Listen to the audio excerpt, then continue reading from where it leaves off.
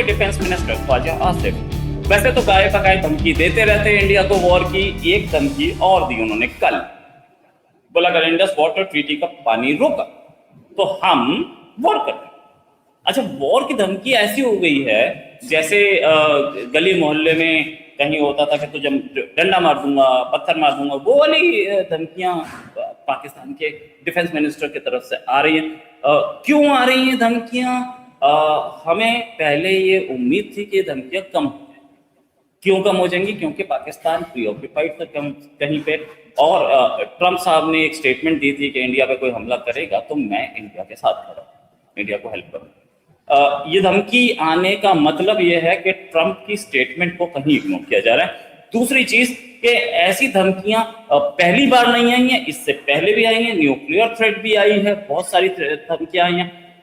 इसी भी बात करने के अलावा हमारे साथ मेजर नदीम शेख साहब, मेजर साहब पाकिस्तानी आर्मी में एक लंबी सर्विस करके आए हैं, और हमारे साथ major Rakesh Sharma Indian Army में लंबी सर्विस करके आए हैं, शौर्य चक्र मिला इनको करगिल वॉर में। सर बहुत बहुत स्वागत आपका दोनों का हमारे शो में। एक चीज कि मैं मेजर शर्मा से पूछूंगा, सर ये बार बार धमकी डिफेंस मिनिस्टर की तरफ से, कुछ मामला गड़बड़ नहीं लग रहा?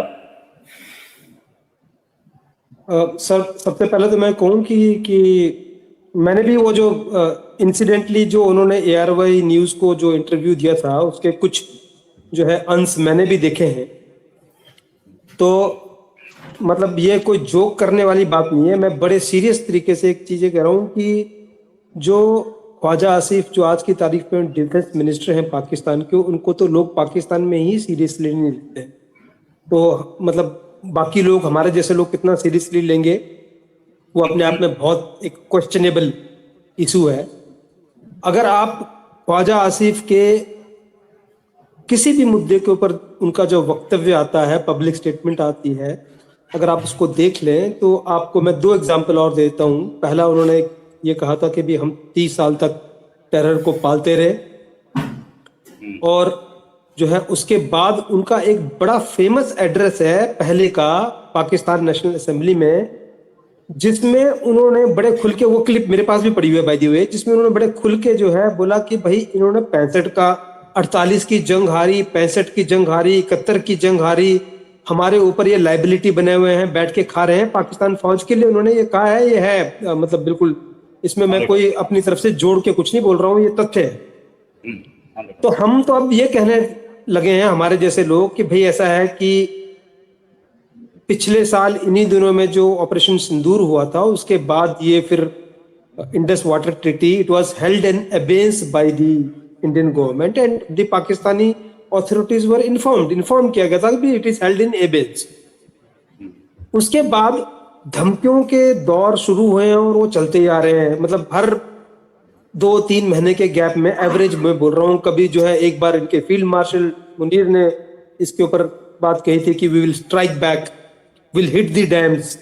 उसके बाद जनरल चौधरी का जो DGISP है, उनका बयान तो बहुत ही फेमस हुआ, जिन्होंने कहा कि अगर वो हमारा पानी रोकते हैं तो हम उनकी सांसें रोक देंगे। और फिर ये ख्वाजा आसिफ जो बोल रहे हैं कि we will get into a war, हम जंग करेंगे। तो हम तो कहते हैं कि भाई साहब आप बोलिए मत। एक हमारे यहाँ एक कहावत होती है कि जो गरजते हैं वो बरसते नहीं, और जो बरसते हैं वो गरजते नहीं है। गरजने की जरूरत नहीं है।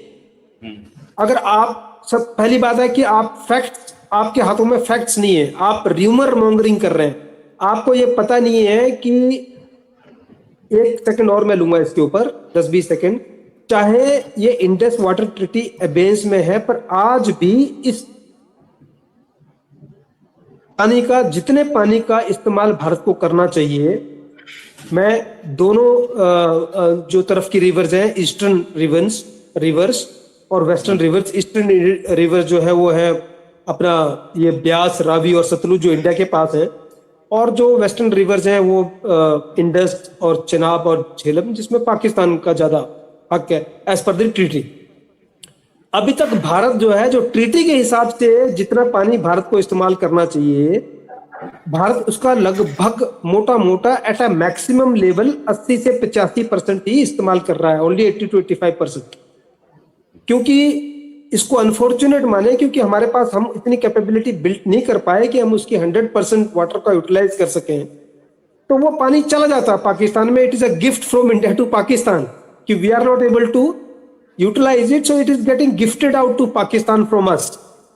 It doesn't mean कि we don't have the ability or we don't have the willpower to use the water which is as per the treaties ours। तो हम अभी तो फिलहाल वही पानी इस्तेमाल कर रहे हैं और उसको करने की कोशिश कर रहे हैं जो ट्रीटी के तहत हमको इस्तेमाल करना चाहिए। जो पाकिस्तान का पानी है वो पाकिस्तान को जा रहा है, क्योंकि अभी वो कैपेबिलिटी नहीं है कि हम उस पूरे पानी को, अपने पानी को भी पूरा इस्तेमाल कर सकें। इसके ऊपर मेरे पास डाटा पॉइंट्स हैं, उनके ऊपर हम आगे जाके बात करें। राइट। मेजर नदीम सर, एक चीज कि ये जो धमकियां आ रही हैं और बोला भी जाता है कि हम इंडिया के डैम्स तोड़ देंगे। अच्छा, इंडिया के डैम्स तोड़ दीजिए, कोई प्रॉब्लम नहीं है, लेकिन एक बात पाकिस्तान को भी पता होगी कि भाखड़ा नंगल डैम में इतना पानी है कि अगर टूटा तो दिल्ली में 6 फीट पानी होगा। इतना पानी उसमें, दिल्ली में 6 फीट पानी होगा तो लाहौर में तो तकरीबन 12-15 फीट होना चाहिए। अब लाहौर में 15 फीट होगा तो आपके पूरे पंजाब का क्या होगा? ये बात पाकिस्तान जानता नहीं है, समझना नहीं चाहता। क्या प्रॉब्लम? डैम तोड़ने की धमकी तो बड़े आराम से हो जाती है। देखिए, आपको पता है ये जो पानी है पाकिस्तान में जो फ्लो करता है, और सिंधु नदी का खास तौर पे पानी है जो Indus, Chenab, Jhelum, western rivers आप इनको कहते हैं। तो पाकिस्तान में जो पंजाब है तो वो तो पंजनद इसीलिए कहलाता है कि वहाँ 5 नदियाँ ये बहती हैं। तो पाकिस्तान का ज़्यादा इन्हिसार एग्रीकल्चर पर, और एग्रीकल्चर के साथ साथ यहाँ पे पीने का पानी भी अगर आप देखें तो इन्हीं नदियों से लिया जाता है, दरियाओं से लिया जाता है। तो ये अगर पानी आप जिस तरह की धमकियाँ दे रहे हैं, आपके जो ये है पानी के जो जल रक्षा मंत्री, तो ये कहते हैं कि 28 तक हम एक बूंद भी पाकिस्तान के लिए बंद कर देंगे, तो ज़ाहिर है ये एक एग्जिस्टेंशियल थ्रेट है। तो थ्रेट पहले आपकी तरफ से आई, उसका उन्होंने रिस्पॉन्ड किया है। जो तरीका है रिस्पॉन्ड करने का कि जनाब आप इस तरह की स्टेटमेंट जो दे रहे हैं, तो डेफिनेटली फिर हम definitely we will take action accordingly, और we will consider it an act of war, क्योंकि पाकिस्तान की एग्जिस्टेंशियल थ्रेट पर या रेड लाइन के ऊपर जब भी बम आएगा तो we will consider it an act of war. और जिस तरह से अभी ऑपरेशन सिंदूर में हमने काउंटर अटैक किया या रिटेलिएटरी अटैक किया आपके हमले के बाद, तो डेफिनेटली इसको हम एक्ट समझेंगे फर्स्ट स्टेप, और उसके जवाब में रिटेलिएटरी या काउंटर अटैक करेंगे, इररिस्पेक्टिव के वो उसके कॉन्सिक्वेंसेस, जैसे आपने हमें कहा कि जी 15 फीट पानी यहाँ भी हो सकता है, क्योंकि हमें उस मसले को सॉल्व करना है नहीं के साथ। बेहतर आप टेबल टॉक्स कर लें, इसको मसले को हल कर लें। जैसे मैं हर प्रोग्राम में कहता हूँ कि हमें चीज़ों को डिप्लोमेटिकली रिजॉल्व करना चाहिए। ये थ्रेट्स उसी वक्त आती हैं कि जब एक थ्रेट शुरू होती है तो उसके जवाब में भी थ्रेट आती है। तो थ्रेट टू थ्रेट के बजाय अच्छे मैसेजेस जाने चाहिए। पहले ही इस एरिया के अंदर इश्यूज बढ़े हुए हैं, हमें तो उन इश्यूज को भी रिजॉल्व करना चाहिए। स्टेटस को ऑलरेडी बहुत अरसे से चल रहा है, हम इसको इश्यूज को और बढ़ा रहे हैं। ये पानी का एक एक्स्ट्रा इशू, एडिशनल इशू, इस तरह से अगर हम बढ़ाएंगे तो डेफिनेटली पाकिस्तान तो एक्शन लेगा। और पाकिस्तान की आवाम, आपको पता है कि हम तैयार हैं, और हमारे लिए तो एग्जिस्टेंशियल थ्रेट जब आएगी, सर्वाइवल का जब मसला आता है, तो तंग आमद बजंग आमद हर शख्स लड़ने को तैयार होगा, इरिस्पेक्टिव के लाहौर में 15 फीट पानी खड़ा होता है, 10 फीट, वो बात की। लेकिन अगर उसके ऊपर कोई एक्शन होता है जिससे हमें लगता है कि फ्यूचर के अंदर इस तरह की कोई हैसियत हो सकती है जिससे ये मिलियंस ऑफ पीपल जो उस पानी से इस्तेफादा करते हैं और इनकी जानों को खतरा लाक हो जाता है, इनके माश को खतरा लाक हो जाता है, ठीक है, क्योंकि हम डाउन स्ट्रीम्स के ऊपर हैं, तो ये बिल्कुल इसका थ्रेट इसी तरह से उन्होंने जवाब दिया। इसको एग्जिस्टेंशियल थ्रेट अगर हुई तो हम इसी तरह से जवाब देंगे, and we all are ready irrespective what are the consequences. ठीक है, सही। चलिए सर, आपकी ये बात भी मानी कि वी ऑल आर रेडी। एक तो न्यूक्लियर वॉर का खतरा, दूसरा पानी का खतरा। ये दो खतरे अच्छा इंडिया के लिए कम है, पाकिस्तान के लिए ज्यादा। खासतौर से उस पंजाब में ही घुसेगा जहाँ पे आपका लाहौर भी है, जहाँ आपका इस्लामाबाद भी है। उसके बाद भी अगर पानी रुकता है, ठीक है, पानी रुक सकता है, कोई प्रॉब्लम नहीं है वो, लेकिन अभी हमारे पास वो फैसिलिटीज नहीं है, पागलियार वगैरह बना हुआ है, लेकिन ठीक है। जहां तक बात कि हम एक वॉर के लिए तैयार हैं, हर तीसरे दिन वॉर की धमकी, या आप यूएन में जा सकते थे, आप दस जगह जा सकते लेकिन नहीं, आप एक गए थे एक ट्रिब्यूनल में, जिस ट्रिब्यूनल ने जो रूलिंग दी उसको इंडिया ने सीधे सीधे मना कर दिया। एक चीज कि क्या इस सिचुएशन को पाकिस्तान रेटोरिक्स पे ही लेगा या पाकिस्तान रियली कहीं पे कंसर्न है? ये तो रेटोरिक हुआ ना कि हमारी वॉर तैयार खड़ी है, आपने लोगों को समझाने के लिए कि हम वॉर कर लेंगे। पाकिस्तान को भी पता है कि वॉर 4 दिन चली थी, क्या हुआ, ठीक है, मतलब उसको पाकिस्तान क्लेम कर ले कि हम जीते थे, फ्रैंकली स्पीकिंग, लेकिन अंदर से आप दुनिया से झूठ बोल सकते हो ना, अपने आप से तो कोई नहीं बोल सकता, आज तक कोई नहीं बोल पाया। तो पाकिस्तान को तो पता होगा कि क्या हो रहा था, कौन भाग के गया था अमेरिका के पास और क्यों गया था। इंडिया तो नहीं गया था, हमेशा हारती हुई पावर ही जाती है, जीतती हुई पावर कभी नहीं जाती। तो क्या ये रेटोरिक्स पे ही जीना है पाकिस्तान? नहीं, देखें, पाकिस्तान में अल्हम्दुलिल्लाह एक चीज़ है, बीइंग इस्लामिक कंट्री, हमारा एक ईमान है कि शहादत है मतलूब मकसूद मोमिन न माल गनीमत में किश्वर पूछे। और हमारे यहाँ हर बंदा इस चीज़ को हासिल करने की एक तमन्ना बिल्कुल रखता है। जैसे मैं आपके सामने बैठा हूँ और मेरी बॉडी लैंग्वेज, मेरी ज़बान, मेरी नीयत, मेरी आंखें, हर चीज़ आपको बताएंगी कि ये बिल्कुल एक मतलूब है मुझे, और अल्लाह ताला अगर मुझे इस सादत से नवाजे तो मैं इसके लिए बिल्कुल तैयार हूँ। मैंने आपसे कहा है कि हर चीज़ का हल डिप्लोमेसी होता है, बातचीत होता है, क्योंकि इस्लाम भी भाईचारे की बात करता है और मैं भी हर चैनल पे भाईचारे की बात करता हूँ। मैंने तो आपके सामने यहाँ तक कहा कि जी अल्लाह के कई भी नाम हो सकते हैं, जिस तरह से आप भगवान हैं के बारे में बात करते हैं, या जो आपके विष्णु हैं, जो भी जिनको आप अगर एक खुदा मानते हैं तो वो हमारे अल्लाह ही की तरह है, हम भी उनको उसी तरह से अल्लाह के नाम मान सकते हैं, ठीक है, अगर वो वादा शरीक है। हम सिर्फ हमारे यहाँ तौहीद, बाकी ये बिल्कुल इसमें कहीं पर भी इस्लाम में ऐसा नहीं। इस्लाम तो सलामती का मजहब है, वो कहता है कि जनाब जंग सबसे आखिरी सलूशन है, और पाकिस्तान में भी इंशाल्लाह आपको ऐसे ही मिलेगा ये आपको। लेकिन जहां बात आई तो ये न्यूक फिर हम नहीं देखते, और हमें हर शख्स, मैं आपको बताऊं कि ये इस तलब में आगे से आगे आएगा, और इसमें खाली पाकिस्तान ही नहीं होगा, इसके साथ बहुत सारे लोग। आपने देखा USSR जिस तरह से आया और वो बिलाखिर टूट गया, अमेरिका जिस तरह से आया यहाँ पे अफगानिस्तान खत्म हो गया। तो ये बताने का मकसद ये कि हमें बातों को अफाम तफहीम से करना चाहिए, हमें बातों को उस जगह पे किसी को कॉर्नर नहीं करना चाहिए। आप कॉर्नर कर रहे हैं। जहाँ तक बात है कि जी पाकिस्तान तबाह हो जाएगा, इंडिया नहीं, देखिए ये मेजर साहब बैठे हैं, अच्छी तरह जानते हैं, ठीक है, कि हाँ वो जो जियोग्राफिकल आपकी जो आप कह लें कि वो थी इम्यूनिटी, वो वी हैव ऑलरेडी पेरिश। अब हमारे vectors can hit every nook and corner, हमारे पास हर तरह का बैलिस्टिक है जो आपके एवरी नूक एंड कॉर्नर तक जाता है, और सेकंड स्ट्राइक कैपेबिलिटी भी सऊदी अरब की शक्ल में, क्योंकि वहां हमारे नूक्स इंस्टॉल हो चुके हैं अल्हम्दुलिल्लाह विद बैलिस्टिक।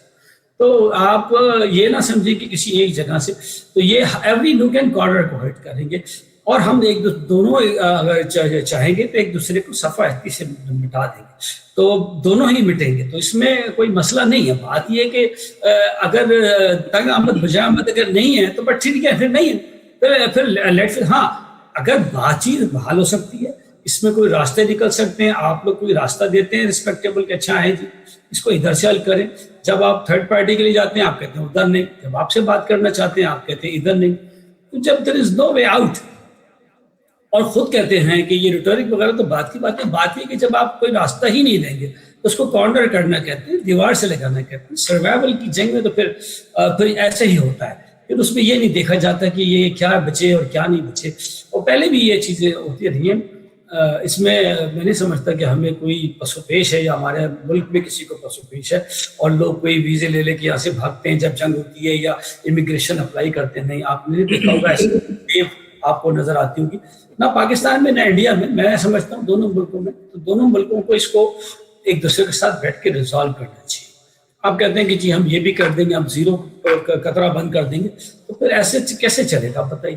तो जाहिर है फिर हमारे पास लास्ट रिजॉर्ट पे आप ले जाए, आप ना ले जाएं लास्ट रिजॉर्ट पे, आप उस जगह पे बात करें, कोई मीडिएटर डालना मीडिएटर डाल दें, आपस में बात करनी है आपस में कर लें कि जनाब ठीक है आपकी तरफ से ये एक्शंस हो, ऐसे हो, बात हो, बैठे आए, इनवाइट करें, या आप आ जाएं या उनको इनवाइट करें, न्यूट्रल साइड पे जैसे जाना चाहते हैं वहां चलें, but at least start some dialogue. Diplomacy तो स्टार्ट ही होती है तभी कोई चीज हल होती है, चाहे बैकडोर आप कह लें कि डिप्लोमेसी से काम ले लिया जाए, बैकडोर चैनल डिप्लोमेसी जिसको आजकल कहते हैं मशहूर, कुछ भी करके इसको रिजॉल्व करें। आपने एक कॉन्फ्लिक्ट और बढ़ा दिया। पहले कश्मीर का एक मुद्दा था, कश्मीर का मुद्दा भी ऐसा नहीं था, क्योंकि एक उसके अंदर एक जगह पे आके एक जगह आप स्टेटस को मेंटेन हो चुका है दोनों कंट्रीज के अंदर, और वो स्टेटस को बहुत अरसे से चल रहा था। ये मुद्दा आज का कम, लेकिन 70-75 साल का। लेकिन अब सडनली हमने इसको एक छोटा सा जवाब बना के एक नया कॉन्फ्लिक्ट जो कि खतरनाक है। तो ये अप्रोच तो आपके इंडिया की गवर्नमेंट है जो इख्तियार कर रही है, और ये वाकई सीरियस है पाकिस्तान के लिए, मैं समझता हूँ। Right, let's go to major Sharma. Major Sharma, please respond. काफी लंबा चौड़ा एक मॉरल लेक्चर दे दिया मेजर नदीम ने, और हम बड़ी शांति से इसको सुनते रहे बैठ के। आप ऐसा है कि कोई बात नहीं, ठीक है, आपको हक है अपनी तरफ से जो आपके दिमाग में है वो बोलने का। मैं इसके ऊपर एक बड़ा फैक्चुअल 2 इश्यूज हैं इसके जिनको मैं हाईलाइट करना चाहूंगा, and this is very factual, it is got nothing to do with any rhetoric और एनी पोजीशन। पहली बात यह है कि आप देखें कि भारत की पॉपुलेशन आज की तारीख में 1.5 बिलियन के आसपास है, पाकिस्तान की पॉपुलेशन 25 करोड़ है। एक रियलिस्टिक व्यू बता रहा हूं मेजर नदी, जो 3 नदियां पाकिस्तान में जाती हैं, उन 3 नदियों का जो पानी है दैट इज रफली 145 मिलियन एकड़ फुट। आप नंबर पे गौर कीजिएगा, जो इंडस, चनाब, झेलम 3 नदियां जिसके ऊपर as per Indus water treaty का पानी मेजरली इनको अलर्ट हुआ है, पूरा नहीं हुआ है, मैं उसका भी अभी ब्रेकअप बताऊंगा, पर मेजरली जो अलर्ट हुआ है that is around 145, round figure में 145 मिलियन एकड़ फुट। जो भारत को 3 नदियां मिली हैं, जबकि इनकी पॉपुलेशन है 25 करोड़, जो भारत को 3 नदियां मिली हैं, रावी, सतलुज, ब्यास, उनका पानी है 34 मिलियन एकड़ फुट। अगर इसको टोटल पानी को परसेंटेज में डिवाइड करें तो इंडिया के शेयर में आता है अराउंड 16%, और पाकिस्तान के शेयर में जाता है अराउंड 85%। तो जो पॉपुलेशन 5 गुना है उसको 15% पानी है, और जो पॉपुलेशन 5 गुना कम है उसको 85% पानी है। पहली तो सबसे बड़ी डिफॉर्मिटी इसमें है। और बाय द वे ट्रीटी ये कहती है कि, और इंडिया ने बोला है कई बार, जो इसमें प्रोविजन है परमानेंट इंडेक्स कमीशन, जो जहां दोनों देशों के जो वाटर कमिश्नर हैं और जो रिस्पेक्टिव बॉडीज हैं वो मीटिंग करते थे पहले, और उनका डाटा शेयरिंग होती थी। तो इंडिया ने कई बार पाकिस्तान को, आप ऑपरेशन सिंदूर को साइड हटाइए अभी, उससे पहले इंडिया ने कई बार इनको बुलाया कि हम इस ट्रीटी को रीनेगोशिएट करना चाहते हैं, पर पाकिस्तान ने कभी भी उस पोजीशन को एक्सेप्ट नहीं किया। तो ये हो गई जो बेसिक डिफॉर्मिटी है जो इस ट्रीटी के अंदर, जिसको करेक्ट करना बहुत जरूरी है। आप ऐसा नहीं कर सकते हो, जब आप खुद बोलते हो कि वाटर हमारी रेड लाइन है, तो भाई जो upper Indus, by the way for the knowledge of our audiences, Indus water treaty को संसार की सबसे जेनरस वाटर ट्रीटी कहा जाता है। क्यों कहा जाता है? क्योंकि ये पहली ऐसी ट्रीटी है जहां अपर रिपेरियन जो है, जो भारत है, उसके पास 15-16% पानी है, और जो लोअर रिपेरियन जो पाकिस्तान है उसके पास 85% पानी है। It is such a generous water. अब इंडिया ने इसको कई बार पाकिस्तान के सामने प्रोजेक्ट किया है कि दिस नीड्स टू बी रीनेगोशिएटेड। अगर वाटर आपके रेड लाइन है तो जो यहाँ पर 150 करोड़ लोग रह रहे हैं उनके लिए भी रेड लाइन है। ये वास्तविकता है। ये है पहला फैक्चुअल पॉइंट। दूसरा फैक्चुअल पॉइंट क्या है? मेजर नदीम और जो अब ख्वाजा आसिफ, तो क्या है, ख्वाजा आसिफ को पीछे से फौज का डंडा आता है, भाई तुमने बहुत दिनों से कमेंट नहीं दिया तो कमेंट दो, तो बेचारा कमेंट दे देता है, नहीं तो उसको कौन पूछता है? पाकिस्तान में सारी दुनिया जानती है, ठीक है, बोलना पड़ता है, मजबूरी है, भाई जीना है। पर असलियत क्या है मैं आपको बताता हूँ। 145 मिलियन एकड़ फुट पानी एवरेज हर साल भारत से पाकिस्तान में जाता है। पाकिस्तान में पंजाब और सिंध के बीच में जंग छिड़ जाती है कि भी अगर आप लोगों ने डैम बनाया तो हमारी जनता भूखी पानी से वो हो जाएगी, पानी नहीं मिलेगा उनको। आपस में इतने फ्रिक्शंस हैं कि इनके पास storage capacity, hydro capacity build करने के लिए झगड़े इंटरनली इतने ज्यादा हैं कि ये उस पानी को ना स्टोर कर पाते हैं ना उसका इस्तेमाल कर सकते हैं। उसमें से एक्चुअली में जो पानी पाकिस्तान में जाता है उसमें से ये यूटिलाइज खुद भी 15 से 20% ही कर पाते हैं, बाकी सारा बह जाता है समुद्र में। अब क्या है, क्योंकि आपको पाकिस्तान फौज को, अब इसको हम कनेक्ट करते हैं, कनेक्टिंग दी डॉट्स। पाकिस्तान फौज को पाकिस्तान में राज करना है, तो उसको इंडिया के साथ दुश्मनी दिखानी है। तो दुश्मनी दिखाने का कई एंगल है। कश्मीर एक एंगल है, एक जो है वो अपना पंजाब में भी मिलिटेंसी फैला दो, वो दूसरा एंगल है। अब तीसरा एंगल है कि भी भारत हमारा पानी रोक रहा है, पानी रोक दिया है तो हम जो है उसको जंग में बदल देंगे, हम न्यूक्लियर बम, हम बराबर हैं, हमने ये कर दिया वो कर दिया। भाई आपके पास जो पानी आ रहा है, कम से कम इंटरनली अगर आपको सचमुच पानी आपकी सचमुच आपकी रेड लाइन है और आपको इतनी दिक्कत है, तो आप उस पानी फ्लडिंग इतनी, जितनी फ्लडिंग पाकिस्तान में होती है हर साल बरसातों में, उतनी फ्लडिंग शायद ही गिने चुने देशों में किसी में होती है। हर साल इनकी सिटीज टाउनशिप्स हर साल डूबती हैं, लोग छोड़ के भागते हैं। मतलब न्यूज में सिर्फ पाकिस्तान फ्लड रहता है उस टाइम और कुछ नहीं रहता। अभी देख लेना अगस्त सितंबर में जब बारिश आएगी तो आप देख लेना है, मैं तो हर साल देखता हूँ ये समस्या। तो अब वो इन्होंने जो है जो इंटरनल इशू है उससे अपनी पब्लिक का अटेंशन डाइवर्ट कर रहे हैं और भारत की तरफ अपनी दुश्मनी दिखानी है। तो उसको डाइवर्ट करने के लिए ये एक बहाना है कि भी पानी हमारा रोक दिया तो ये हमारी रेड लाइन है, हम उसके ऊपर स्ट्राइक कर देंगे। भाई पहली बात है, रुका नहीं रुका, आपके पास जो आ रहा है पानी उसका आप क्या इस्तेमाल कर रहे हो। दूसरी बात यह है कि फिर अगर आपको सचमुच लगता है कि भारत जो है आपके ऊपर इतने जुल्म कर रहा है, जो कि मैं खुद बोलता हूं कि ऐसा है नहीं, चाहे हमने treaty, we are not inhuman people, हमने फ्लड्स के टाइम पे अभी भी ओवर, मैं आपको एक फैक्ट और बता रहा हूं मेजर नदीम, आप सुनिएगा प्लीज ध्यान से, रिक्वेस्ट है। अभी भी जो पिछली बरसात हुई थी, जो फ्लडिंग हो रही थी, उससे पहले चाहे हमने इंडस वाटर ट्रीटी जो है एबेंस में रखी थी, भारत की अथॉरिटीज ने फ्लड आने से पहले 48 घंटे पहले वो डाटा इनको शेयर कर दिया था कि अब फ्लडिंग जो है हो सकती है, तो आप थोड़ा सा अपना बंदोबस्त कर लीजिए, इतनी दुश्मनी होने के बावजूद भी। ये अभी मैं पिछली बरसातों की बात कर रहा हूं, लास्ट ईयर की। तो ऐसा नहीं है, we are not inhuman people, but सिर्फ उसको एक बहाना बनाकर और पब्लिक का अटेंशन डाइवर्ट करना कि आपको पानी नहीं मिल रहा है, this is completely bogus, this is completely wrong. The fact is कि आपके पास, मैंने आपको डाटा दे दिया है कि कहां 145 मिलियन एकड़ फुट 25 करोड़ लोगों के लिए और कहां 34 मिलियन एकड़ फुट 150 करोड़ लोगों के लिए। कितना फर्क, जमीन आसमान का फर्क है। इतना पानी आपके पास जाता है। आप उठा के देखिए कि चिनाब, झेलम, इंडस, कितना पानी पाकिस्तान लेके जाती है यहाँ से, पर जब वो पानी वहां पहुंचता है उसके बाद उस पानी की क्या हालत होती है और उससे दुनिया डूबती है, ना कि उसको आप कहीं स्टोर कर सके या उसके आप हाइड्रो कैपेसिटी जो है पावर जनरेट कर सके, वो नहीं होता है। उसका क्या बोलते हैं, उसका मिसयूज होता है completely and it just flows down like that. So we have to get into the fact and understand the problem from the root, from the fact, not by creating rhetoric कि हम जंग कर देंगे। भाई तुम जंग कर दोगे तो भाई जंग हमारे बीच में हुई है, यहाँ सब सारी दुनिया जानती है कि हमारी 48 में जो जंग हुई उसका क्या परिणाम हुआ है, 65 की जंग का क्या परिणाम हुआ है, 71 का परिणाम जो है हिस्टोरिकल परिणाम सारी दुनिया आप जानते हैं, हम जानते हैं, मेरे को दोहराने की जरूरत नहीं है। और 99 में तो कारगिल में मैं खुद जो है 3 महीने वहां बैठा था और हम बस इंतजार कर रहे थे कि LOC क्रॉस करने का हमें मौका मिले, तो भारत की सरकार ने उस टाइम जो है बोला कि ठीक है हम रोक लेते हैं, रिक्वेस्ट मान लेते हैं। तो हमने वो किस टाइम से रोका, हमारे जैसे सिपाही तो उस टाइम बैठे होते हैं कि 99 में आगे बढ़ते हैं, करते हैं। तो मैं आपसे रेटोरिक की बात नहीं कर रहा हूँ, मैं आपसे रियलिटी फैक्चुअल बात कर रहा हूँ कि सर आपके पास बहुत पानी आता है, उसका इस्तेमाल कीजिए। अपनी जनता को बेवकूफ मत बनाइए, बैठ के फौज बेवकूफ बना रही है और कुछ नहीं।